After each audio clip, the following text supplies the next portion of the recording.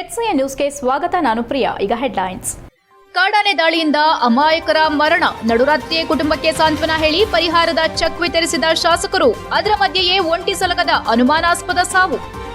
ಹೆಣ್ಣು ಮಕ್ಕಳನ್ನ ಕಾಡುತ್ತಿರುವ ಗರ್ಭಕೋಶದ ಕ್ಯಾನ್ಸರ್ ರಕ್ಷಿಸಲು ಕಡ್ಡಾಯ ಲಸಿಕೆ ಹಾಕಿಸಬೇಕು. ಉಚಿತ ಲಸಿಕೆ ನೀಡೋ ಕಾರ್ಯಕ್ರಮಕ್ಕೆ ಎಟಿ ರಾಮಸ್ವಾಮಿ ಚಾಲನೆ. ಶ್ರಮದಿಂದ ದುಡಿಯೋ ಜೀವನ ನಡೆಸುವವನೇ ನಿಜವಾದ ಕಾರ್ಮಿಕ. ಅಸಂಘಟಿತ ಕಾರ್ಮಿಕರನ್ನ ಮುಖ್ಯವಾಹಿನಿಗೆ ತರಬೇಕು. ಕಾರ್ಮಿಕ ಸಂಘದ ಕಾರ್ಯಕ್ಕೆ ಹಾಸನ ನಗರಸಭಾಧ್ಯಕ್ಷ ಎಂ ಚಂದ್ರೇಗೌಡ ಶ್ಲಾಘನೆ. ಬೇಲೂರು ತಾಲೂಕಿನಲ್ಲಿ ಕಾಡಾನೆಯಿಂದ ಮೃತಪಟ್ಟ ವೃದ್ಧ ಮಹಿಳೆ ಸುಶೀಲಮ್ಮ ಕುಟುಂಬಕ್ಕೆ ಶಾಸಕ ಎಚ್ಕೆ ಸುರೇಶ್ ನಡುರಾತ್ರಿ ಸ್ಥಳಕ್ಕಾಗಮಿಸಿ ಕುಟುಂಬಕ್ಕೆ ಸಾಂತ್ವನ ಹೇಳಿ ಪರಿಹಾರದ ಚೆಕ್ ನೀಡಿದರು. ಸರ್ಕಾರಿ ಆಸ್ಪತ್ರೆ ಬಳಿ ಈ ವೇಳೆ ಸುದ್ದಿಗಾರರೊಂದಿಗೆ ಮಾತನಾಡಿದ ಅವರು, ಕೇವಲ ಒಂದು ವಾರದ ಹಿಂದೆ ನೊಂದ ಕುಟುಂಬಕ್ಕೆ ಸಾಂತ್ವನ ಹೇಳೋ ಮೂಲಕ ನೊಂದವರಿಗೆ ಧೈರ್ಯ ತುಂಬಿದ್ರು. ಆದರೆ ಒಂದು ವಾರದೊಳಗೆ ಮತ್ತೊಂದು ಕಾಡಾನೆ ದಾಳಿಯಿಂದ ಮಹಿಳೆ ಸಾವನ್ನಪ್ಪಿರೋದು ನಿಜಕ್ಕೂ ದುರಂತ. ಇದರ ಹೊಣೆ ಯಾರು ಹೊರುತ್ತಾರೆ?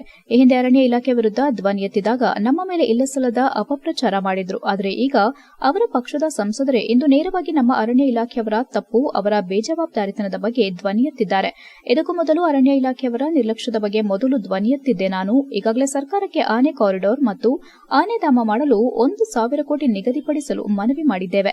ಆದರೆ ಅವರು ಕೇವಲ 20 ಕೋಟಿ ಮಾತ್ರ ಮೀಸಲಿಟ್ಟಿದ್ದು, ಇದರಿಂದ ಯಾವುದೇ ಶಾಶ್ವತ ಪರಿಹಾರ ಸಿಗೋದಿಲ್ಲ. ಅದು ಕೇವಲ ಸರ್ವೆ ನಡೆಸಲು ಮಾತ್ರ ಸಾಧ್ಯವಾಗುತ್ತದೆ ಎಂದು ಕಿಡಿಕಾರಿದ ಅವರು, ಈಗಾಗಲೇ ಸಂಸದರು ನಾಳೆ ಕಾಡಾನೆಗಳನ್ನು ಹಿಡಿಯುತ್ತೇನೆಂದು ತಿಳಿಸಿದ್ದಾರೆ.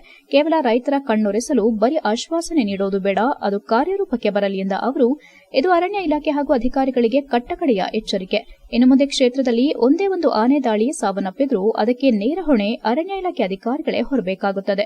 ಅಂದು ಸಚಿವರ ನೇತೃತ್ವದಲ್ಲಿ ನಡೆದ ಸಭೆಯಲ್ಲಿ ಯಾರೂ ಸಹ ಭಯಪಡದೆ ನಗುಮುಖದಿಂದ ಇರಿ ಎಂದು ಒಂದು ಸೂತಕದ ಮನೆಯಲ್ಲಿ ಸಂಸದರು ಹೇಳೋದು ಎಷ್ಟು ಸರಿ? 4 ಪುಂಡಾನೆಗಳನ್ನು ಹಿಡಿದರೆ ಸಾಲದು, ಇಲ್ಲಿರುವ 7ಕ್ಕೂ ಹೆಚ್ಚು ಪುಂಡಾನೆಗಳನ್ನು ಹಿಡಿಯಬೇಕು. ಉಳಿದ ಕಾಡಾನೆಗಳನ್ನು ಭದ್ರಾ ಅರಣ್ಯಕ್ಕೆ ಕಳಿಸೋ ಕೆಲಸ ಮಾಡಬೇಕು ಎಂದರು. ಇನ್ನು ಓಯಿ ಈ ಭಾಗದಲ್ಲಾಗುತ್ತಿರುವ ಸಾವು ನೋವುಗಳಿಗೆ ಸರ್ಕಾರ 15 ಲಕ್ಷ ಪರಿಹಾರ ಕೊಟ್ಟು ಕೈತೊಳೆದುಕೊಳ್ಳದೆ 20 ಲಕ್ಷ ನೀಡಿ ನೆರವಾಗಬೇಕು. ಆ ಹಣವನ್ನು ಇಲ್ಲಿಂದಲೇ ನೀಡಬೇಕೆಂದು ಆಗ್ರಹಿಸಿದರು. HCN news Belur. ನೋಡಿದ್ದೀರಾ, ಎಲ್ಲರೂ ಒಂದು ಸ್ವಲ್ಪ ನಗಾಡಿ ಅಂತಿದ್ರು. ಏನಪ್ಪ ನೀವೆಲ್ಲ ನಗಾಡಕ್ಕಾಗತ್ತಾ? ಆ ಸಂದರ್ಭದಲ್ಲಿ ಕೇಳಿಸ್ಕೊಂಡ್ರೆ ನೀವು ಪ್ರಾರಂಭದಲ್ಲಿ ಭಾಷಣವನ್ನು ಮಾತಾಡಿ ಅಂತಕ್ಕಂಥ ಪ್ರಾರಂಭದಲ್ಲಿ ಸೂತಕದ ಮನೆಯಲ್ಲಿ ಹಾಸ್ಯ ಮಾಡಿದ್ದಾರೆ ಅಂತಕ್ಕಂಥದ್ದನ್ನು ಹೇಳಿದ್ದು. ನಾನು ಅವ್ರಿಗೂ ಹೇಳಿದ್ದೀನಿ ಅದನ್ನು, ಹಿಂಗೆಲ್ಲ ಮಾತಾಡಬಾರ್ದಪ್ಪ, ಸೂತಕದ ಮನೇಲಿ ಹಿಂಗೆ ಬಂದ್ಬಿಟ್ಟು ನಗಾಡಿ ಅಂದ್ಬಿಟ್ಟು ಎಲ್ಲ ಮನೆ ಕಳ್ಕೊಂಡಿದ್ದಾರೆ, ಮಠ ಕಳ್ಕೊಂಡಿದ್ದಾರೆ, ಅಣ್ಣ ತಮ್ಮದಿರು ಕಳ್ಕೊಂಡಿದ್ದಾರೆ, ಅಕ್ಕ ತಂಗಿದಿರು ಕಳ್ಕೊಂಡಿದ್ದಾರೆ, ಬಂದ್ಬಿಟ್ಟು ನಗಾಡಿ ಅನ್ನೋದಕ್ಕೆ ನೀವು ಹಾಸ್ಯ ಕಲಾವಿದರಾಗಿ ಬಂದಿದ್ದೀರಾ ನೀವು ಅಂತಕ್ಕಂಥದ್ದನ್ನು ಹೇಳಿದ್ದೆ. ಎಲ್ಲಿ ಯಾವ ಸಂದರ್ಭದಲ್ಲಿ ಯಾವ ರೀತಿ ಇರಬೇಕು ಅಂತಕ್ಕಂಥದ್ದನ್ನು ಹೇಳಿದ್ದೀನಿ. ಈಗ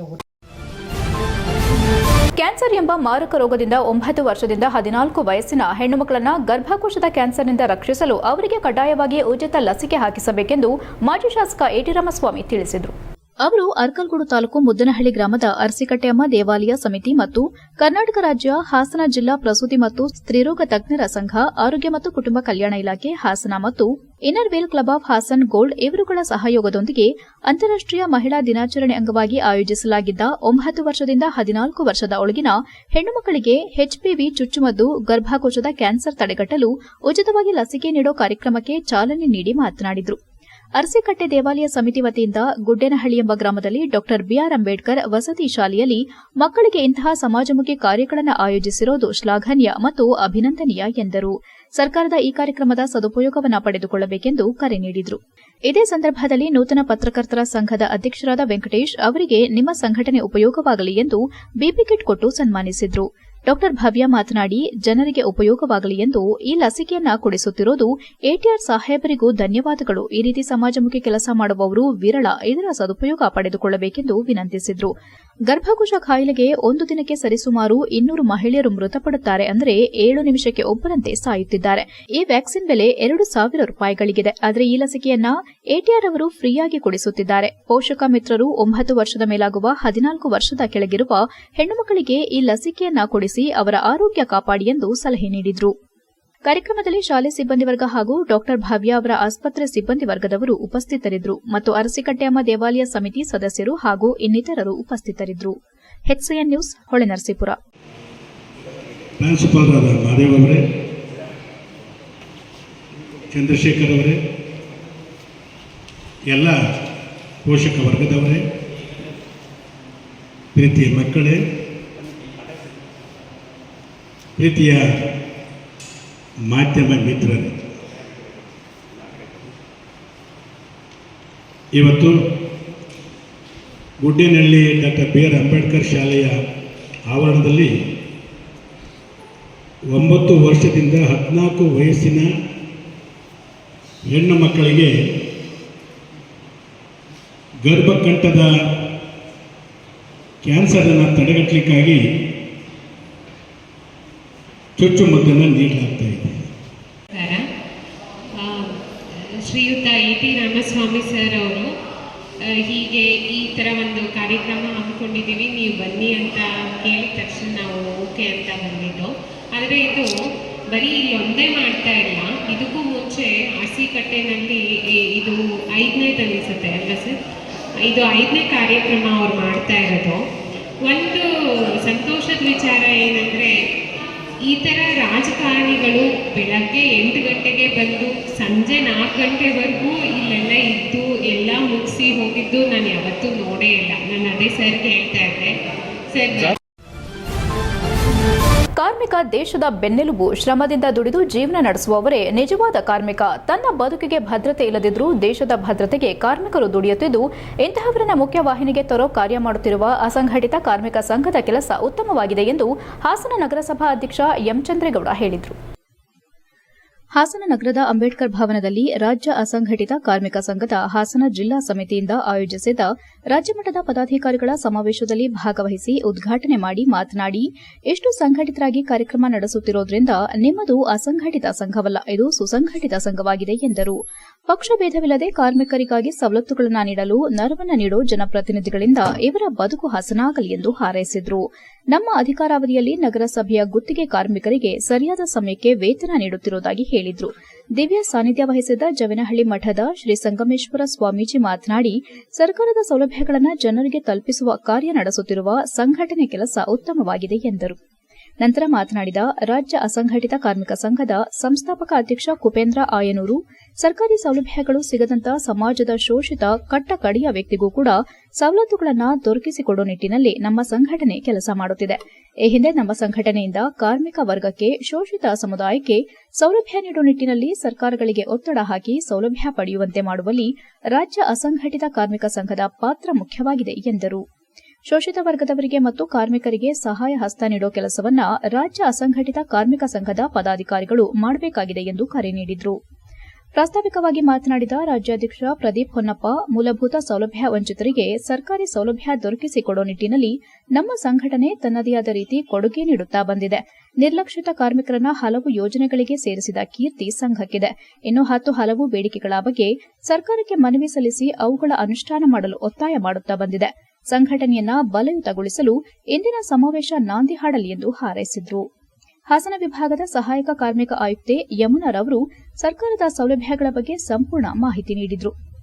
ಕಾರ್ಯಕ್ರಮದಲ್ಲಿ ರಾಜ್ಯ ಅಸಂಘಟಿತ ಕಾರ್ಮಿಕ ಸಂಘದ ಕಾರ್ಯಾಧ್ಯಕ್ಷೆ ರತ್ನಮಾಲಾ ಸುರೇಶ್ ಮೂಳೆ, ರಮೇಶ್ ಕುಣಿಗಲ್, ಪ್ರಧಾನ ಕಾರ್ಯದರ್ಶಿ ಇಂದಿರಾ ಬಸವನಗೌಡ, ರಾಜ್ಯ ಕಾನೂನು ಸಲಹೆಗಾರ ಚೇತನ್ ಲಕ್ಕಪ್ಪ, ಕಾರ್ಯದರ್ಶಿ ಕುಮಾರ್, ರಾಜ್ಯ ಉಪಾಧ್ಯಕ್ಷ ಮತ್ತು ಹಾಸನ ಜಿಲ್ಲಾ ಉಸ್ತುವಾರಿ ಮಹೇಶ್ ಪೇಟ್ಕರ್, ಜಿಲ್ಲಾಧ್ಯಕ್ಷ ಎಸ್ಎಸ್ ರಂಗಸ್ವಾಮಿ, ಜಿಲ್ಲಾ ಉಪಾಧ್ಯಕ್ಷ ಸಗೀರ್ ಅಹಮದ್, ಪ್ರಧಾನ ಕಾರ್ಯದರ್ಶಿ ಚಂದ್ರಶೇಖರ್ ಸಾಣೇನಹಳ್ಳಿ ಇತರರು ಭಾಗವಹಿಸಿದರು. HCN news Hassan. ಯಾಕೆ ಅಂತಂದರೆ 12ನೇ ಶತಮಾನದಲ್ಲಿ ಬಸವಣ್ಣನವರು ಎಲ್ಲ ಶ್ರಮಿಕ ವರ್ಗದವರನ್ನ, ಎಲ್ಲ ಕಾರ್ಮಿಕದವರನ್ನ ಒಂದು ಕಡೆ ಕೂಡಿಸುವಂತ ಕೆಲಸವನ್ನ ಪ್ರಪ್ರಥಮ ಮಾಡಿರ್ತಕ್ಕಂಥವ್ರು ಅಣ್ಣ ಬಸವಣ್ಣನವರು. ನೋಡಿ, ನೀವು 12ನೇ ಶತಮಾನದ ಅನುಭವ ಮಂಟಪ ಕೇಳಿದಿರಲ್ವಾ? ಅನುಭವ ಮಂಟಪದಲ್ಲಿ ಎಲ್ಲ ತರದ ಕಾಯಕ ಯೋಗಿಗಳು ಅಲ್ಲಿದ್ರು. ಚಪ್ಪಲಿ ಹೊಲಿಯಿಂದ ಹಿಡ್ಕೊಂಡು ಬಟ್ಟೆ ನೇಯುವವರೆಗೆ ಇರ್ತಕ್ಕಂಥ ಎಲ್ಲ ಕಾರ್ಮಿಕರನ್ನ ಒಂದುಗೂಡಿಸಿದ್ರು. ಕಾರ್ಮಿಕರು ಅಂದ್ರೆ ಈ ದೇಶದ ಬೆನ್ನೆಲುಬಿದ್ದಂತೆ. ಕೈ ಕೆಸರಾದರೆ ಬಾಯಿ ಮೊಸರೆಂಬ ಹಿರಿಯರ ಅನುಭವ ಸತ್ಯ, ಅದ ನೆನಪಿಡಬೇಕು ನಿತ್ಯ. ದುಡಿಮೆಯ ನಂಬಿ ಬದುಕು, ಅದರಲ್ಲಿ ದೇವರ ಹುಡುಕು. ಈ ರೀತಿಯಾಗಿ ಜೀವನವನ್ನು ಸವಿಸ್ಕೊಂಡು ಬರ್ತಿರೋರು ನಮ್ಮ ಕಾರ್ಮಿಕರು ಅಂತ ಹೇಳಲಿಕ್ಕೆ ನಾನು ಇಚ್ಛೆ ಪಡ್ತೇನೆ. ಕಾರ್ಮಿಕ ಈ ದೇಶದ ಸೈನಿಕನಿದ್ದಂತೆ. ಆದರೆ ಅಭದ್ರತೆ ಇಲ್ಲದೆ, ತನ್ನ ಜೀವನಕ್ಕೆ ಭದ್ರತೆ ಇಲ್ಲದೆ ಅಭದ್ರತೆಯೊಂದಿಗೆ ದೇಶದ ಭದ್ರತೆಯನ್ನು ಕಾಪಾಡ್ತಾ ಇರೋನು ಈ ಕಾರ್ಮಿಕ ಅಂತ ನನ್ನ ಅಂತವನು. ಶಾಮಿಯಾನ, ಮೈಕು, ಕಲ್ಯಾಣ ಮಂಟಪದಲ್ಲಿ ಕೆಲಸ ಮಾಡ್ತಕ್ಕಂಥವ್ರು, ಇಷ್ಟು ಹಲವಾರು ಪ್ರಕಲ್ಪಗಳನ್ನ ಮಾನ್ಯ ಕಾರ್ಮಿಕ ಸಚಿವರು ಇದರ ಒಂದೇ ತೆಕ್ಕೆಗೆ ತರ್ತಕ್ಕಂಥ ಕಾರ್ಯಗಳನ್ನ ಈ ಅಂಬೇಡ್ಕರ್ ಸಹಾಯತ ಕಾರ್ಮಿಕ ಯೋಜನೆ ಒಳಗೆ ಬಂದಿದೆ ಬಂಧುಗಳು. HCI ನ್ಯೂಸ್ನಲ್ಲಿ ಈಗ ಒಂದು ಪುಟ್ಟ ಬ್ರೇಕ್.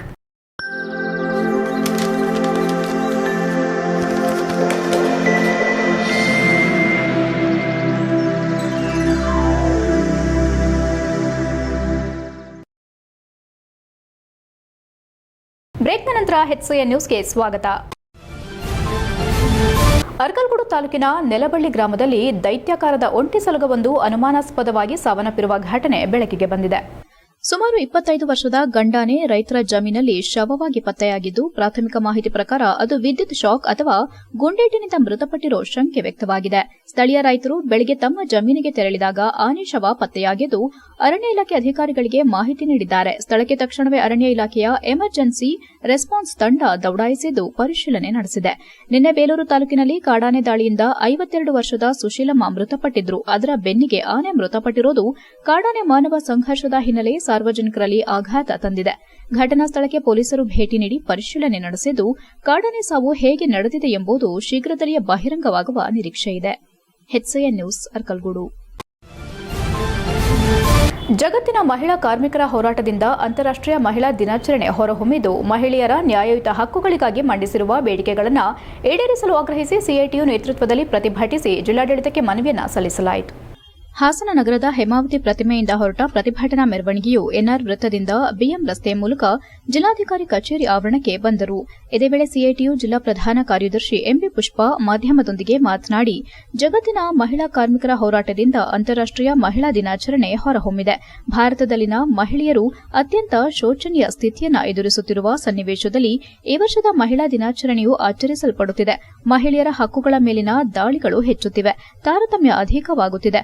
ಜನಸಾಮಾನ್ಯರು, ಅದರಲ್ಲೂ ದುಡಿಯುವ ಮಹಿಳೆಯರ ಮೇಲೆ ಅಗತ್ಯ ವಸ್ತುಗಳ ಬೆಲೆ ಏರಿಕೆಯ ಗಧ ಪ್ರಹಾರವಾಗುತ್ತಿದೆ. ಇದು ಎಲ್ಲ ಜನರ ಬದುಕಿನ ಮೇಲೂ ಪರಿಣಾಮ ಬೀರುತ್ತಿದ್ದು, ಎನ್ಡಿಎ ಸರ್ಕಾರದ ಅವಧಿಗಳಲ್ಲಂತೂ ಸರಕುಗಳು ಮತ್ತು ಅಗತ್ಯ ಸೇವೆಗಳ ಮೇಲಿನ ಜಿಎಸ್ಟಿ, ಅಗತ್ಯ ಔಷಧಿಗಳ ಬೆಲೆಗಳು ಮತ್ತು ಪೆಟ್ರೋಲಿಯಂ ಉತ್ಪನ್ನಗಳ ಬೆಲೆಗಳ ಮೇಲೆ ನಿಯಂತ್ರಣ ರದ್ದಾಗಿರುವುದು ದೇಶದ ಸಾಮಾನ್ಯ ಜನರ ದೈನಂದಿನ ವೆಚ್ಚಗಳನ್ನು ಹೆಚ್ಚಿಸಿದೆ ಎಂದರು. ಕೃಷಿ ಬಿಕ್ಕಟ್ಟು ತೀವ್ರವಾಗಿರುವುದರಿಂದ ಕೆಲಸ ಅರಸಿ ವಲಸೆ ಹೋಗುವವರ ಪ್ರಮಾಣ ಜಾಸ್ತಿಯಾಗಿದೆ. ಅದರ ಪರಿಣಾಮವಾಗಿ ಅನಿವಾರ್ಯವಾಗಿ ಮಹಿಳೆಯರು ಗ್ರಾಮೀಣ ಪ್ರದೇಶಗಳಲ್ಲಿಯೇ ಉಳಿಯಬೇಕಾದ ಸ್ಥಿತಿ ನಿರ್ಮಾಣವಾಗಿದೆ. ಅನಿಶ್ಚಿತ ಮತ್ತು ವೇತನರಹಿತ ಕೆಲಸ ಮಾಡುವವರನ್ನ ಸೇರಿಸಿಕೊಂಡರೆ 70% ಮಹಿಳೆಯರು ನಿರುದ್ಯೋಗವನ್ನು ಅನುಭವಿಸುತ್ತಿದ್ದಾರೆ. ವೇತನದಲ್ಲಿ ಲಿಂಗ ತಾರತಮ್ಯ ಮುಂದುವರಿಯುತ್ತಲೇ ಇರುವುದರಿಂದ ಮಹಿಳೆಯರು ಪುರುಷರಿಗಿಂತ 40% ಕಡಿಮೆ ವೇತನ ಪಡೆಯುತ್ತಿದ್ದಾರೆ ಎಂದರು. ಮಹಿಳೆಯರ ಮೇಲೆ ನಡೆಯುತ್ತಿರುವ ದಬ್ಬಾಳಿಕೆ, ಶೋಷಣೆ ಹೋಗಲಾಡಿಸಲು ಕೇಂದ್ರ ಸರ್ಕಾರ ಮತ್ತು ರಾಜ್ಯ ಸರ್ಕಾರ ನಮ್ಮ ನ್ಯಾಯಯುತ ಬೇಡಿಕೆ ಈಡೇರಿಸಬೇಕಾಗಿದೆ ಎಂದು ಒತ್ತಾಯಿಸಿದರು. ಪ್ರತಿಭಟನೆಯಲ್ಲಿ ಅಂಗನವಾಡಿ ಜಿಲ್ಲಾ ಪ್ರಧಾನ ಕಾರ್ಯದರ್ಶಿ ಮಂಜುಳಾ, ಪ್ಲಾಂಟೇಷನ್ ವರ್ಕರ್ಸ್ ಯೂನಿಯನ್ ಕಾರ್ಯದರ್ಶಿ ಸೌಮ್ಯ, ಅಕ್ಷರ ದಾಸೋಹ ನೌಕರರ ಸಂಘದ ಜಿಲ್ಲಾ ಉಪಾಧ್ಯಕ್ಷೆ ಮೀನಾಕ್ಷಿ, ಜಿಲ್ಲಾ ಖಜಾಂಚಿ ಶೈಲಜಾ, ಅರವಿಂದ್ ಇತರರು ಉಪಸ್ಥಿತರಿದ್ದರು. HCI news Hassan. ಎಲ್ಲರಿಗೂ ನಮಸ್ತೆ. ಇವತ್ತು ಅಂತಾರಾಷ್ಟ್ರೀಯ ಮಹಿಳಾ ದಿನಾಚರಣೆ ಭಾಗವಾಗಿ ನಾವು ಕೂಡ DC ಅವರಿಗೆ ಒತ್ತಾಯ ಪತ್ರ ಕೊಡೋದ್ರ ಮೂಲಕ ಹೋರಾಟಗಳನ್ನ ಮಾಡ್ತಾ ಇದ್ವಿ. ಇವತ್ತು 117ನೇ ಅಂತಾರಾಷ್ಟ್ರೀಯ ಮಹಿಳಾ ದಿನಾಚರಣೆ. 117ನೇ ಅಂತಾರಾಷ್ಟ್ರೀಯ ಮಹಿಳಾ ದಿನಾಚರಣೆ ಬಂದರೂ ಕೂಡ ನಮ್ಮ ದೇಶದಲ್ಲಿ, ನಮ್ಮ ರಾಜ್ಯದಲ್ಲಿ ಹೆಣ್ಮಕ್ಳಿಗೆ ಸಮಾನತೆ ಇಲ್ಲ. ಇನ್ನೂ ಕೂಡ ಪುರುಷ ಪ್ರಧಾನ ವ್ಯವಸ್ಥೆ ಒಳಗೆ ಮಹಿಳೆಯರಿಗೆ ಆದ್ಯತೆಗಳನ್ನ ನೀಡಬೇಕು. ಅದೇ ರೀತಿ ಸ್ಕೀಮ್ಗಳಲ್ಲಿ ಕೆಲಸ ಮಾಡೋದು, ಯಾವುದೇ ಸ್ಕೀಮ್ಗಳಲ್ಲಿ ಕೆಲಸ ಮಾಡೋಂಥದ್ದು ಕೂಡ ಅವರಿಗೆ ಕಾಯಂ ಮಾಡಬೇಕು, ಕನಿಷ್ಠ ಕೂಲಿ ಕೊಡಬೇಕು, ಗ್ರಾಜ್ಯುಟಿ ಕೊಡಬೇಕು ಅನ್ನೋದ್ರ ಭಾಗವಾಗಿ ಒತ್ತಾಯನ ಹೇಳ್ತಾ ಇರೋದು. HCI ನ್ಯೂಸ್ನಲ್ಲಿ ಈಗ ಒಂದು ಪುಟ್ಟ ಬ್ರೇಕ್. ಹಾಸನದಲ್ಲಿ 28 ವರ್ಷಗಳಿಂದ ಜನತೆಗೆ ಅತ್ಯುತ್ತಮವಾದ ವೈದ್ಯಕೀಯ ಸೇವೆಯನ್ನು ನೀಡುತ್ತಿರುವ Hemavathi multi speciality hospital Hassan. ನಮ್ಮಲ್ಲಿ ದಿನದ 24 ಗಂಟೆಯೂ ಆಕ್ಸಿಡೆಂಟಲ್ ಇಂಜುರೀಸ್ ಮತ್ತು ಎಮರ್ಜೆನ್ಸಿ ಸರ್ವಿಸ್ಗಳನ್ನು ಹೊಂದಿದೆ. ಹೇಮಾವತಿ ಆಸ್ಪತ್ರೆಯ ಡಾಕ್ಟರ್ ನಿಖಿಲ್ ಆರ್ಭಟ್ ರವರು MS ಆರ್ಥೋಪೆಡಿಕ್ನಲ್ಲಿ ಚಿನ್ನದ ಪದಕ ಪಡೆದು ಸಿಂಗಾಪುರ್ ಜನರಲ್ ಹಾಸ್ಪಿಟಲ್ನಲ್ಲಿ ಫೆಲೋಶಿಪ್ ಇನ್ ಜಾಯಿಂಟ್ ರಿಪ್ಲೇಸ್ಮೆಂಟ್ ಸರ್ಜರಿಯ ಪದವಿ ಪಡೆದು ಸೇವೆಯನ್ನ ಸಲ್ಲಿಸಿರುತ್ತಾರೆ.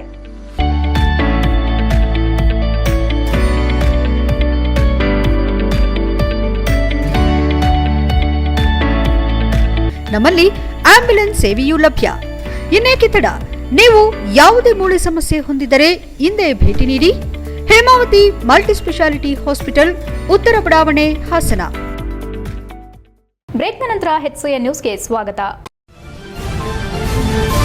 ಹಾಸನ ನಗರದ ಗುಂಡೇಗೌಡನ ಕೊಪ್ಪಲಿನಲ್ಲಿ ತಿಂಗಳ ಮಾಮನ ತೇರು ಹಬ್ಬವನ್ನು ಸಂಭ್ರಮ ಸಡಗರದಿಂದ ಆಚರಿಸಲಾಯಿತು. ಮದುವೆ ಆಗದ ಚಂದ್ರನಿಗೆ ಮದುವೆ ಮಾಡಿ ನಿವಾಸಿಗಳು ಸಂಭ್ರಮಿಸಿ ಹಳೆ ಸಂಪ್ರದಾಯವನ್ನು ಮರುಕಳಿಸಿದರು. ಈ ಹಬ್ಬವನ್ನ ಪೂರ್ವಜರ ಕಾಲದಿಂದಲೂ ನಡೆಸಿಕೊಂಡು ಬರಲಾಗುತ್ತಿದ್ದು, ಪ್ರಸ್ತುತದಲ್ಲಿ ಮೊಬೈಲ್ ಬಳಕೆ ಮಾಡೋದು, ಟಿವಿ ವೀಕ್ಷಣೆ ಹೆಚ್ಚಾಗಿ ಗ್ರಾಮೀಣ ಕ್ರೀಡೆಯಲ್ಲಿ ಆಸಕ್ತಿ ಕಡಿಮೆಯಾಗುತ್ತಿದೆ. ಈ ಆಚರಣೆಯನ್ನ ನಾಡಿಗೆ ಒಳಿತಾಗಿ ಸರಿಯಾದ ಸಮಯಕ್ಕೆ ಮಳೆ ಬೆಳೆ ಚೆನ್ನಾಗಿ ಬರಲೆಂದು ಶ್ರದ್ಧಾ ಭಕ್ತಿಯಿಂದ ಆಚರಣೆ ಮಾಡಲಾಗುತ್ತಿದ್ದು, ಈ ನಿಟ್ಟಿನಲ್ಲಿ ಈ ಕಾಲದಲ್ಲೂ ಕೆಲವರು ಮಾತ್ರ ಇಂತಹ ಉತ್ತಮ ಆಚರಣೆಯನ್ನ ನಡೆಸಿಕೊಂಡು ಬರ್ತಿದ್ದಾರೆ. ಈ ಸಂದರ್ಭದಲ್ಲಿ ನೆಲದ ಮೇಲೆ ಸುಂದರವಾದ ರಂಗೋಲಿ ಬಿಡಿಸಲಾಗಿತ್ತು. ರಾಗಿ ರೊಟ್ಟಿ, ಟಮಟ, ಸೀರೆ ಇಡಲಾಗಿತ್ತು. ಇನ್ನು ತಿಂಗಳ ಮಾಮನ ತೇರು ಕಾರ್ಯಕ್ರಮದಲ್ಲಿ ಚಂದ್ರನಿಗೆ ಮದುವೆ ಮಾಡೋ ನಿಟ್ಟಿನಲ್ಲಿ ಬಾಲಕನಿಗೆ ಹುಡುಗಿ ವೇಷ ಹಾಕಿ ಹುಡುಗನ ಜೊತೆ ಮದುವೆ ಮಾಡೋ ಸಂದರ್ಭವಂತೂ ನಿಜವಾದ ಮದುವೆಯನ್ನ ನಾಚಿಸುವಂತಿತ್ತು. ಇನ್ನು ಮದುವೆಯ ವೇಳೆ ಗ್ರಾಮೀಣ ಜನರು ಹಾಡುವ ಹಾಡನ್ನ ಹಾಡಿದ್ರು. ಗುಂಡೇಗೌಡನ ಕೊಪ್ಪಲಿನ ನಿವಾಸಿಗಳು ಈ ಅಪರೂಪದ ದೃಶ್ಯವನ್ನ ಕಣ್ತುಂಬಿಕೊಂಡ್ರು. ಶುಕ್ರವಾರ ಮಧ್ಯರಾತ್ರಿವರೆಗೂ ಈ ಕಾರ್ಯಕ್ರಮದಲ್ಲಿ ನೂರಾರು ಜನರು ಪಾಲ್ಗೊಂಡು ಯಶಸ್ವಿಗೊಳಿಸಿದ್ರು. ಈ ಸಂದರ್ಭದಲ್ಲಿ ದ್ಯಾವಮ್ಮ ಮತ್ತು ಕಮಲಮ್ಮ ಅವರು ತಿಂಗಳ ಮಾಮನ ತೇರಿನ ಹಿನ್ನೆಲೆ ಬಗ್ಗೆ ಮಾತನಾಡಿ ವಿವರಿಸಿದ್ರು. ಇದೇ ವೇಳೆ ಗ್ರಾಮ ಪಂಚಾಯಿತಿ ಮಾಜಿ ಸದಸ್ಯ ಜಿಟಿ ಮೋಹನ್, ಗ್ರಾಮಸ್ಥರಾದ ಲಕ್ಷ್ಮಮ್ಮ, ಕಮಲಮ್ಮ, ಭಾಗ್ಯಮ್ಮ, ವಿನೋದಕ್ಕ, ದಾಕ್ಷಾಯಿನಿ, ನಾಗಮ್ಮ, ಬಿಳಿತಲೆಯಮ್ಮ, ಮಾನಸ, ಸುನೀತಾ, ವನಜಾಕ್ಷಿ ಸೇರಿದಂತೆ ಇತರರು ಉಪಸ್ಥಿತರಿದ್ದರು. HCN news, Hassan. ಗುಂಡೇಗೌಡನ ಕೊಪ್ಪಲು ಗ್ರಾಮದಲ್ಲಿ ನಾವು ಹಿಂದೆ ನಮ್ಮ ತಂದೆ ತಾಯಿ ಅಜ್ಜ ಮುತ್ತಜ್ಜಿ ಇದ್ದಾಗಿಂದು ನೋಡ್ತಾ ಇದ್ವಿ. ಇದನ್ನು ಒಂದು ತಿಂಗಳು ಮಾವನ್ ಬರಿಬೇಕು ಅನ್ನೋದು ಒಂದು ಖುಷಿಲಿ 6 ಜನ ಎಲ್ಲ ಸೇರ್ಕೊಂಡು, ಅಪ್ಪ ನನಗೆ 85 ವರ್ಷ ನಡೀತಾ ಐತೆ, ಆದರೂ ಅಷ್ಟು ಖುಷಿಯಿಂದ ಮಾಡಿ ನಾವು ಮುತ್ತುವರ್ಜಿ ವಹಿಸಿ ರೊಟ್ಟಿ ಮಾಡಿ ಎಲ್ಲ ಮಾಡಿ ಪೂಜೆ ಮಾಡಿ, ನನಗೆ ಹೆಚ್ಚಿಗೆ ಮಾತಾಡೋಕ್ಕಾಗಕ್ಕಿಲ್ಲ ಕಣಪ್ಪ, ವಯಸ್ಸಾಗೈತೆ. ಆದರೂ ಕೂಡ 5 ದಿನ ಹೋರಾಟ ಮಾಡಿ ಈ ಕೆಲಸ ನಡೆಸ್ಕೊಟ್ಟಿದ್ವಿ. ಏನಕ್ಕೆ ಅಂದರೆ ಈ ದೇಶ ಮಳೆ ಬೆಳೆ, ಸಣ್ಣ ಮಕ್ಕಳು ದೊಡ್ಡವರು ಪುಟ್ಟವರು ಎಲ್ಲರಿಗೂ ಒಳ್ಳೇದಾಗುತ್ತೆ ಈ ಪ್ರಪಂಚಕ್ಕೆ. ಡಾಕ್ಟರ್ ಬಿಆರ್ ಅಂಬೇಡ್ಕರ್ ಪುತ್ಥಳಿ ಹೋರಾಟ ಸಮಿತಿ ಹಾಗೂ ಸಿದ್ಧಾರ್ಥ ಬೌದ್ಧ ವಿಹಾರ ಸಂಘದ ವತಿಯಿಂದ ಮಾರ್ಚ್ 21ರಂದು ಮುಖಂಡರ ಸಭೆ ಕರೆಯಲಾಗಿದೆ ಎಂದು ಹೆನ್ನಲೆ ವೆಂಕಟೇಶ್ ತಿಳಿಸಿದ್ದಾರೆ.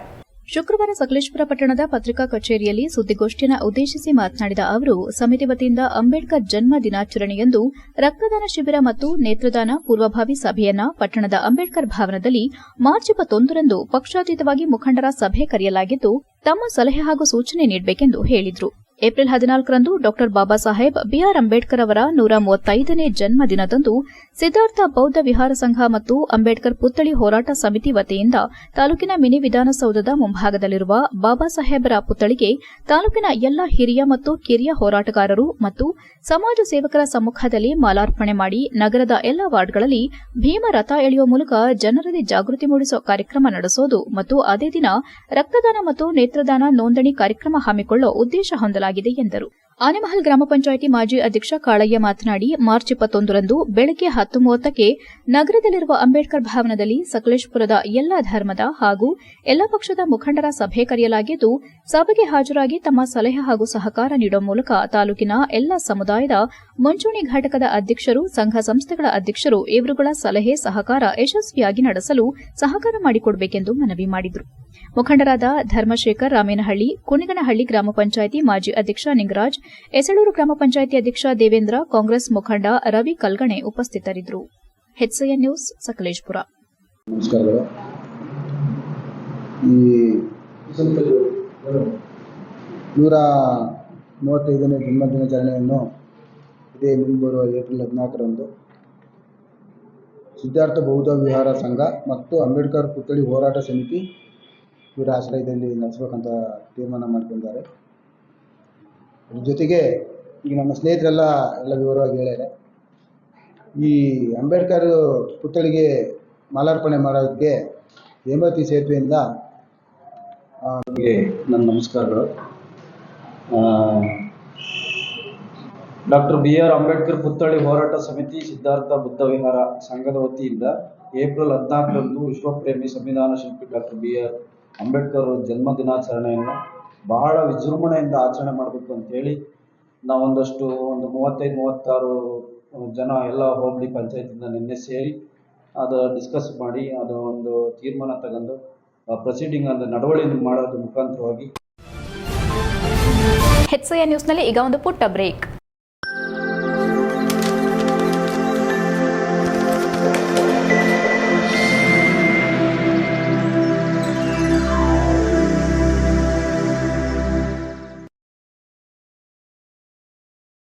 ಬ್ರೇಕ್ನ ನಂತರ HCI ನ್ಯೂಸ್ಗೆ ಸ್ವಾಗತ. ಹಾಸನ ನಗರದ ಸರ್ಕಾರಿ ಕಲಾ ವಾಣಿಜ್ಯ ಮತ್ತು ಸ್ನಾತಕೋತ್ತರ ಕಾಲೇಜು ಸ್ವಾಯತ್ತ ಸಭಾಂಗಣದಲ್ಲಿ ಮಾರ್ಚ್ 17ರ ಸೋಮವಾರ ಬೆಳಗ್ಗೆ 10:30ಕ್ಕೆ ಸ್ಪಂದನ ಯೋಜನೆ ಉದ್ಘಾಟನೆ ಕಾರ್ಯಕ್ರಮ ಹಮ್ಮಿಕೊಳ್ಳಲಾಗಿದೆ ಎಂದು ಪರಿಪೂರ್ಣ ಚಾರಿಟೇಬಲ್ ಟ್ರಸ್ಟ್ನ ಕಾರ್ಯದರ್ಶಿ ಡಾ ಡಿಜಿ ಕೃಷ್ಣೇಗೌಡ ತಿಳಿಸಿದರು. ಹಾಸನದಲ್ಲಿ ಮಾತನಾಡಿ ಸರ್ಕಾರಿ ಕಾಲೇಜು ಜನ ಕಲ್ಯಾಣ ರಿಸರ್ಚ್ ಮತ್ತು ಚಾರಿಟೇಬಲ್ ಟ್ರಸ್ಟ್ ಹಾಗೂ ಪರಿಪೂರ್ಣ ಚಾರಿಟೇಬಲ್ ಟ್ರಸ್ಟ್ ಹಾಸನ ಇವರ ವತಿಯಿಂದ ಹಿಂದಿನ ಶೈಕ್ಷಣಿಕ ವರ್ಷದಲ್ಲಿ ಪೋಷಕರನ್ನ ಕಳೆದುಕೊಂಡು ಆರ್ಥಿಕವಾಗಿ ಸಂಕಷ್ಟದಲ್ಲಿರುವ ಸರ್ಕಾರಿ ಪದವಿ ಕಾಲೇಜುಗಳಲ್ಲಿ ವ್ಯಾಸಂಗ ಮಾಡುತ್ತಿರುವ ಹಾಸನ ನಗರದ ವಿದ್ಯಾರ್ಥಿನಿಯರಿಗೆ ಸಹಾಯಧನ ನೀಡೋ ಕಾರ್ಯಕ್ರಮವನ್ನು ಸರ್ಕಾರಿ ಕಲಾ ವಾಣಿಜ್ಯ ಮತ್ತು ಸ್ನಾತಕೋತ್ತರ ಕಾಲೇಜು ಡಾ ಗುರುರಾಜ್ ಹೆಬ್ಬಾರ್ ರಸ್ತೆ ಇಲ್ಲಿ ಆಯೋಜಿಸಲಾಗಿದೆ ಎಂದರು. ಕಾರ್ಯಕ್ರಮವನ್ನು ವಿಸ್ತರಿಸುವ ದೃಷ್ಟಿಯಿಂದ ಸ್ಪಂದನ ಯೋಜನೆಯನ್ನ ಉದ್ಘಾಟಿಸುವ ಕಾರ್ಯಕ್ರಮ ಹಮ್ಮಿಕೊಳ್ಳಲಾಗಿದೆ. ಈ ಕಾರ್ಯಕ್ರಮವನ್ನು ಹಾಸನ ವಿಧಾನಸಭಾ ಕ್ಷೇತ್ರದ ಜನಪ್ರಿಯ ಶಾಸಕರಾದ ಸ್ವರೂಪ್ ಪ್ರಕಾಶ್ ಅವರು ಉದ್ಘಾಟಿಸಲಿದ್ದಾರೆ. ಮುಖ್ಯ ಅತಿಥಿಗಳಾಗಿ ಕರ್ನಾಟಕ ಗಾಂಧಿ ಸ್ಮಾರಕ ನಿಧಿ ಬೆಂಗಳೂರು ಇದರ ನಿರ್ದೇಶಕ ಪ್ರೊಫೆಸರ್ ಬಿಜಿ ಶಿವರಾಜ್ ಅವರು, ಜಿಲ್ಲಾ ಒಕ್ಕಲಿಗ ಸಂಘ ಹಾಸನದ ಅಧ್ಯಕ್ಷ ಜಿಎಲ್ ಮುದ್ದೇಗೌಡ, ವಿದ್ಯಾಸೌಧ ಸಮೂಹ ಶಿಕ್ಷಣ ಸಂಸ್ಥೆಗಳ ಅಧ್ಯಕ್ಷ ಡಾ ಮಂಜೇಗೌಡ ಹಾಗೂ ಸರ್ಕಾರಿ ಕಲಾ ವಾಣಿಜ್ಯ ಹಾಗೂ ಸರ್ಕಾರಿ ಸ್ನಾತಕೋತ್ತರ ಕಾಲೇಜು ಹಾಸನ ಇದರ ಪ್ರಾಂಶುಪಾಲ ಡಾ ಎಂಟಿ ಇರ್ಷಾದ್ ಭಾಗವಹಿಸಲಿದ್ದಾರೆ. ಕಾರ್ಯಕ್ರಮದ ಅಧ್ಯಕ್ಷತೆಯನ್ನು ಬಿವಿ ಕರಿಗೌಡ ಅಧ್ಯಕ್ಷರು, Jana Kalyana research and charitable trust ಹಾಗೂ ಮಾಜಿ ಶಾಸಕರು ವಹಿಸಲಿದ್ದಾರೆ ಎಂದು ಹೇಳಿದರು. ಪರಿಪೂರ್ಣ ಚಾರಿಟೇಬಲ್ ಟ್ರಸ್ಟ್ ಅಧ್ಯಕ್ಷ ಎಚ್ವಿ ಲಕ್ಷ್ಮೀನಾರಾಯಣ್, ಉಪಾಧ್ಯಕ್ಷ ಅಮ್ಜಾದ್ ಖಾನ್, ಖಜಾಂಚಿ ಮಹಾಲಕ್ಷ್ಮಿ, ಟ್ರಸ್ಟಿಗಳಾದ ಕೆಟಿ ಜಯಶ್ರೀ, ಜಿಎನ್ ಹೇಮಲತಾ ಇತರರು ಉಪಸ್ಥಿತರಿದ್ದರು. HCN news Hassan. Paripoorna charitable trust ವತಿಯಿಂದ ಸಹಾಯ ಹಸ್ತವನ್ನು ವಿದ್ಯಾರ್ಥಿಗಳಿಗೆ ನೀಡುತ್ತಾ ಇದ್ದೀವಿ. ಕಳೆದ ಶೈಕ್ಷಣಿಕ ವರ್ಷಗಳಲ್ಲಿ ಮಾತಾಪಿತೃಗಳನ್ನು ಕಳೆದುಕೊಂಡಂತಹ ವಿದ್ಯಾರ್ಥಿಗಳಿಗೆ ನಾವು ಆಯ್ಕೆ ಮಾಡಿ ಆ ವಿದ್ಯಾರ್ಥಿಗಳಲ್ಲಿ ತೀವ್ರ ಕಷ್ಟದಲ್ಲಿರುವಂತಹ ವಿದ್ಯಾರ್ಥಿಗಳನ್ನು ಗುರುತಿಸಿ ಹಾಸನ ನಗರದಲ್ಲಿ ವ್ಯಾಸಂಗ ಮಾಡುತ್ತಿರುವ ಸರ್ಕಾರಿ ಪದವಿ ಕಾಲೇಜುಗಳಲ್ಲಿ ಓದುತ್ತಿರುವ ವಿದ್ಯಾರ್ಥಿಗಳಿಗೆ ಈ ಸಹಾಯ ಹಸ್ತವನ್ನು ನೀಡಬೇಕು ಅಂತೇಳಿ ನಮ್ಮ ಸಂಸ್ಥೆ ಸರ್ವಾನುಮತದಿಂದ ತೀರ್ಮಾನ ಮಾಡಿದೆ. ಹಾಗಾಗಿ ಈ ಚೆಕ್ ವಿತರಣಾ ಕಾರ್ಯಕ್ರಮವನ್ನ ನಾವು ಸರ್ಕಾರಿ ಕಲಾ ಕಾಲೇಜಿನ ಸಹಯೋಗದೊಂದಿಗೆ ವಿತರಣೆ ಮಾಡ್ತಾ ಇದ್ದೇವೆ. ಸಕಲೇಶಪುರ ಪುರಸಭೆ ವ್ಯಾಪ್ತಿಯಲ್ಲಿ ನಡೆಯುತ್ತಿರುವ ಭ್ರಷ್ಟಾಚಾರದ ಹರಾಜು ಪ್ರಕ್ರಿಯೆಯನ್ನು ಜಿಲ್ಲಾಧಿಕಾರಿಗಳು ಮಧ್ಯಪ್ರವೇಶಿಸಿ ತಡೆದು ಸಂಪೂರ್ಣವಾಗಿ ತನಿಖೆ ಮಾಡಬೇಕೆಂದು ಶ್ರೀರಾಮ ಸೇನೆ ಜಿಲ್ಲಾಧ್ಯಕ್ಷ ಜಾನಕೆರೆ ಹೇಮಂತ್ ಆಗ್ರಹಿಸಿದ್ದಾರೆ. ಹಾಸನದಲ್ಲಿ ಮಾತನಾಡಿ, ಸಕಲೇಶಪುರ ಪುರಸಭೆಯು ಜನಸಾಮಾನ್ಯರ ಸಮಸ್ಯೆಯನ್ನ ಸರಿಪಡಿಸದೇ ಇರುವ ಪುರಸಭೆಯ ಕೆಲವು ಸದಸ್ಯರು ಸರ್ಕಾರದ ಸುತ್ತೋಲೆಯನ್ನೇ ಧಿಕ್ಕರಿಸುವುದು ಜಗಜಾಹೀರಾಗಿದೆ ಹಾಗೂ ಪುರಸಭೆ ಅಧಿಕಾರಿಗಳು ಅಲ್ಲಿನ ಸದಸ್ಯರು ಹಾಗೂ ಹಾಸನ ಜಿಲ್ಲಾಧಿಕಾರಿಗಳನ್ನ ದಾರಿ ತಪ್ಪಿಸುತ್ತಿದ್ದಾರೆ. ಈ ಸದಸ್ಯರುಗಳು ಪ್ರತಿನಿತ್ಯ ಸಾರ್ವಜನಿಕರಿಂದ ಹಣ ಹೆಗ್ಗಿಲ್ಲದೆ ಭಕ್ಷ್ಯ ಪಕ್ಷಿಗಳಂತೆ ಸಾರ್ವಜನಿಕರ ರಕ್ತ ಹೀರ್ತಿದ್ದಾರೆ ಎಂದರು. ಪುರಸಭೆ ಮುಖ್ಯಾಧಿಕಾರಿ ಅವರು ಕಾನೂನನ್ನ ಗಾಳಿಗೆ ತೂರಿ ಪುರಸಭೆ ಸದಸ್ಯರುಗಳ ಕೈಗೊಂಬೆಯಾಗಿದ್ದಾರೆ.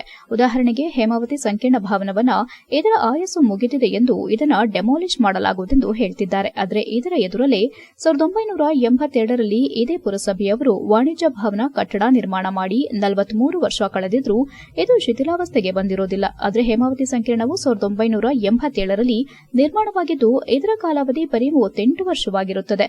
ಆದರೆ ಇದು ಅಸ್ತಿತ್ವ ಕಳೆದುಕೊಂಡು ಬೀಳೋ ಹಂತಕ್ಕೆ ಬಂದಿದೆ ಎಂದು ಹಣ ಮಾಡುವ ಉದ್ದೇಶದಿಂದ ಸುಳ್ಳು ಹೇಳ್ತಿದ್ದಾರೆ. ಇದು ಹಣ ಮಾಡಲು ಹೊರಟಿರುವ ದಾರಿಯಾಗಿದೆ ಎಂದು ದೂರಿದ್ರು. ಈ ಮುಖಾಂತರ ಜಿಲ್ಲಾಧಿಕಾರಿ ಅವರಿಗೆ ತಿಳಿಸೋದೇನೆಂದರೆ, ಪುರಸಭೆ ವ್ಯಾಪ್ತಿಗೆ ಒಳಪಟ್ಟ ಸರಿಸುಮಾರು 140 ವಾಣಿಜ್ಯ ಮಳಿಗೆಗಳಿದೆ. ಆದರೆ ಇದನ್ನು ಹರಾಜು ಮಾಡದೆ ಕೆಲವೊಂದು ವಾಣಿಜ್ಯ ಮಳಿಗೆಯನ್ನ ಹರಾಜು ಪ್ರಕ್ರಿಯೆ ಮಾಡುತ್ತಿರುವುದು ಕಾನೂನು ಬಾಹಿರವಾಗಿದೆ.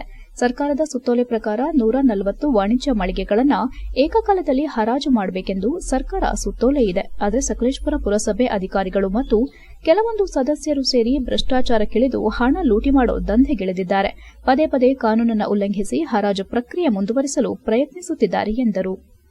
ಒಂದು ವೇಳೆ ಕಾನೂನು ಬಾಹಿರವಾಗಿ ಹರಾಜು ಪ್ರಕ್ರಿಯೆ ನಡೆದಿದ್ದಲ್ಲಿ ಶ್ರೀರಾಮ ಸೇನೆ ಕಾರ್ಯಕರ್ತರು ಹಾಗೂ ಸಾರ್ವಜನಿಕರು ಮತ್ತು ವಾಣಿಜ್ಯ ಮಳಿಗೆಯಲ್ಲಿರುವ ವರ್ತಕರು ಜಿಲ್ಲಾಧಿಕಾರಿಗಳ ಕಚೇರಿ ಮುಂದೆ ಆಮಂತ್ರಣ ಉಪವಾಸ ಸತ್ಯಾಗ್ರಹ ಮಾಡಲು ನಿರ್ಧರಿಸಲಾಗಿದೆ ಎಂದರು. ಜಿಲ್ಲಾಧಿಕಾರಿಗಳು ಅತಿ ಶೀಘ್ರವಾಗಿ ಮಧ್ಯಪ್ರವೇಶಿಸಿ ಸಕಲೇಶಪುರ ಪುರಸಭೆ ವ್ಯಾಪ್ತಿಯಲ್ಲಿ ನಡೆಯುತ್ತಿರುವ ಭ್ರಷ್ಟಾಚಾರದ ಈ ಹರಾಜು ಪ್ರಕ್ರಿಯೆಯನ್ನು ತಡೆದು ಸಂಪೂರ್ಣವಾಗಿ ತನಿಖೆ ಮಾಡಬೇಕಾಗಿ ಶ್ರೀರಾಮ ಸೇನೆ ಆಗ್ರಹವಾಗಿದೆ ಎಂದರು. ಶ್ರೀರಾಮ ಸೇನೆ ಸಕಲೇಶಪುರ ತಾಲೂಕು ಅಧ್ಯಕ್ಷ ಉಮೇಶ್, ಸುರೇಶ್ ಆಳ್ವ, ಗಿರೀಶ್, ವಾಣಿಜ್ಯ ಮಳಿಗೆ ವರ್ತಕ ರಮೇಶ್ ಇತರರು ಉಪಸ್ಥಿತರಿದ್ದರು. HCN news Hassan. ಜನಸಾಮಾನ್ಯರ ಹಣವನ್ನ ಲೂಟಿ ಮಾಡುವ ಒಂದು ದೊಡ್ಡ ಹುನ್ನಾರ ನಡೀತಾ ಇದೆ. ಇದರಲ್ಲಿ ಅಕ್ರಮ್ ಅಸ್ಲಂ ಅಂತ ಇಬ್ರು ಸದಸ್ಯರುಗಳು, ಅಲ್ಲಿನ ಅಂಗಡಿ ವರ್ತಕರವರು, ಇವರು ಎಲ್ಲಾ 140 ವಾಣಿಜ್ಯ ಮಳಿಗೆಗಳಿದ್ದಾವೆ, ಸರ್ಕಾರಿ ವಾಣಿಜ್ಯ ಮಳಿಗೆ, ಪುರಸಭೆಗೆ ಒಳಪಟ್ಟಿರ್ತಕ್ಕಂಥ ವಾಣಿಜ್ಯ ಮಳಿಗೆಗಳು. ಈ ವಾಣಿಜ್ಯ ಮಳಿಗೆಗಳಿಂದ ಇರ್ತಕ್ಕಂತ ಈ ವರ್ತಕರು ಏನಿದ್ದಾರೆ, ಅಂಗಡಿ ಮಾಲೀಕರಿದ್ದಾರೆ, ಇವ್ರ ಕಡೆಯಿಂದ ಹಣ ಇಸ್ಕೊಂಡ್ಬಂದು ಇಲ್ಲಿರ್ತಕ್ಕಂತ ಸದಸ್ಯಗಳಿಗೆ ಮತ್ತೆ ಮುಖ್ಯ ಕಾರ್ಯನಿರ್ವಹಣಾಧಿಕಾರಿಗಳಿಗೆ, ಅಲ್ಲಿನ ಅಧಿಕಾರಿಯವರಿಗೆ ಕೊಡ್ತಕ್ಕಂಥದ್ದು ಒಂದು ದೊಡ್ಡ ಜಾಲ. ಅದನ್ನು ಭೇದಿಸಿದೆ. ಇದರ ಹಿನ್ನೆಲೆ ಏನಪ್ಪಾ ಅಂತಂದ್ರೆ, ಧರ್ಮಸಿಂಗ್ ಅವರು 1982ರಲ್ಲಿ ಒಂದು ಕಟ್ಟಡ ಉದ್ಘಾಟನೆ ಮಾಡಿರ್ತಾರೆ, ವಾಣಿಜ್ಯ ಸಂಕೀರ್ಣ ಭವನ. ಕೊನೆಯಲ್ಲಿ ಮತ್ತೊಮ್ಮೆ ಮುಖ್ಯಾಂಶಗಳು.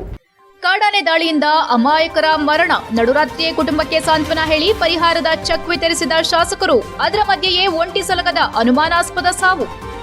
ಹೆಣ್ಣು ಮಕ್ಕಳನ್ನ ಕಾಡುತ್ತಿರುವ ಗರ್ಭಕೋಶದ ಕ್ಯಾನ್ಸರ್ ರಕ್ಷಿಸಲು ಕಡ್ಡಾಯ ಲಸಿಕೆ ಹಾಕಿಸಬೇಕು, ಉಚಿತ ಲಸಿಕೆ ನೀಡೋ ಕಾರ್ಯಕ್ರಮಕ್ಕೆ ಎಟಿ ರಾಮಸ್ವಾಮಿ ಚಾಲನೆ. ಶ್ರಮದಿಂದ ದುಡಿಯೋ ಜೀವನ ನಡೆಸುವವನೇ ನಿಜವಾದ ಕಾರ್ಮಿಕ, ಅಸಂಘಟಿತ ಕಾರ್ಮಿಕರನ್ನ ಮುಖ್ಯವಾಹಿನಿಗೆ ತರಬೇಕು. ಕಾರ್ಮಿಕ ಸಂಘದ ಕಾರ್ಯಕ್ಕೆ ಹಾಸನ ನಗರಸಭಾಧ್ಯಕ್ಷ ಎಂ ಚಂದ್ರೇಗೌಡ ಶ್ಲಾಘನೆ. ಇಷ್ಟೊತ್ತು ನೀವು ನೋಡಿದ್ದು ಹಾಸನದ ಸುದ್ದಿ ಅಂದ್ರೆ HCN ನ್ಯೂಸ್.